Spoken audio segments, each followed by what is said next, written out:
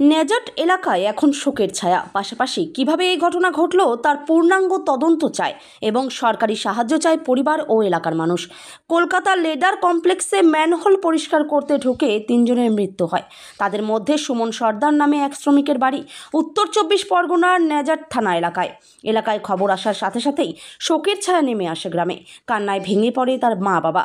সুমন সর্দারের স্ত্রী ঘটনার কথা শুনেই লেদার কমপ্লেক্সের উদ্দেশ্যে রওনা দিয়েছে। সুমন সর্দারের 4টি ছোট ছোট সন্তান বাড়িতে রয়েছে। পরিবার এবং এলাকায় শোকের ছায়া। পাশাপাশি কিভাবে এই ঘটনা ঘটলো তার পূর্ণাঙ্গ তদন্ত চায় তার পরিবার এবং এলাকার মানুষ। কি শুনেছেন? বলছে এইরকম নাকি ওই ড্রেন খুঁড়তে নাকি পড়ে গেছে নাকি। তারপর তো আর কিছু শুনিনি আমি। কাজে গিয়েছিল কখন? কাজে গিয়েছিল, ওরা তো ওইখানে তো থাকে। কাজের ছাদ থেকে এরকম হয়েছে নাকি।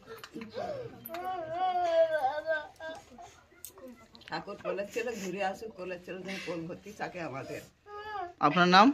সাজওয়ালা সর্দার। হ্যাঁ, সাজওয়ালা সর্দার। আপনার দাদা কি হয়েছে কি শুনুন? এখন আমি তো নৌকা ছিলাম, আমি বিষয়টা কিছু জানি না। আমি বাড়ি আসার পরে শুনলাম, খবরে দেখলাম এই ব্যাপার, তারপরে আমি বাড়িতে বেরিয়ে আইলাম। ওই আমার দাদা ধরে আমাকে নিয়ে আসলো, বললো ওখানে কাজ করতে গিয়ে ম্যানহোলে পড়ে গেছে 3 জন, 2 জন পড়ে গেছে, 2 জনকে তুলতে গিয়ে নাকি উনি পড়ে গেছে। উনি আমার ভাই সুমন সর্দার। আচ্ছা, ওনার পরিবারে কি?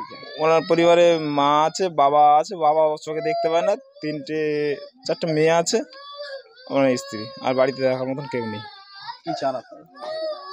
এখন উনি তো চলে গেছে, এখন ওনার বাড়ির আরও লোকজন আছে, ওনারা কি বলে। কি হয়েছে কি শুনলেন? শুনলাম যে ওখানে কাজ করতে গেছিল, তো অভাবের তাড়নায় কাজ করতে প্রায় যায়, তো এখানে যে এরকম একটা ঘটনা ঘটে যাবে এটা আমরা আশাই করিনি। কিন্তু এর একটা সঠিক তদন্ত হওয়ার দরকার। আর এই গরিব মানুষ একমাত্র নিজেই কাজকর্ম, 7-8 জন ফ্যামিলিতে নিজেই কাজ করে, বাবা অন্ধ, আর ওই ছাড়া ওদের আর কোনো উপায় নেই। এখন যাতে সরকারি সঠিক সাহায্যটা ঠিক পায় সেইটার জন্য ব্যবস্থা করে সরকার। মেয়ে 4টে অনলি ফর, তাছাড়া আর কেউ নেই। আপনি কি হন? আমি ওনার জেঠু। আপনার নাম? পবন সর্দার। পবন সর্দার।